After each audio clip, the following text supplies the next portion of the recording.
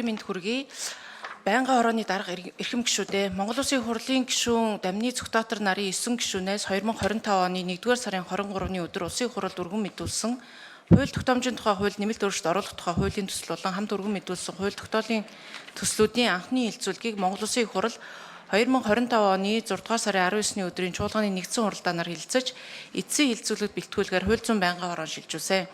Монгол Улсын хурлын чуулганы хуралдааны нэгдсэн хуралдаанаар хууль тогтоолын төслүүдийн анхны хэлцүүлгийг явуулах үед хуралдаан дараалагчаас Монгол Улсын хурлын чуулганы хуралдааны дэгийн тухай хуулийн 42 дугаар зүйлийн 42-ийн 2-ийн 1-д заасны дагуу гүйцээн боловсруулах чиглэл өгсөн тул хууль тогтоомжийн тухай хуульд нэмэлт өөрчлөлт оруулах тухай хуулийн төслийн талаар 6 зарчмын зөрүүтэй санал 3 найруулгын саналыг гүйцээн боловсрууллаа. Мөн Улсын хурлын чуулганы хуралдааны дэгийн тухай хуулийн 42-ийн 2-ийн 3-т заасны дагуу 1 зарчмын зөрүүтэй саналыг хууль тогтоомжийн нийслийг хангах үүднээс боловсрууллаа. Нэгдсэн хуралдааны анхны хэлцүүлгээр олонхын дэмжлэг авсан саналуудыг төсөлд нэмж тусган эцсийн хэлцүүлэг бэлтгэсэн төслийг та бүхэнд хүргүүлсэн болно.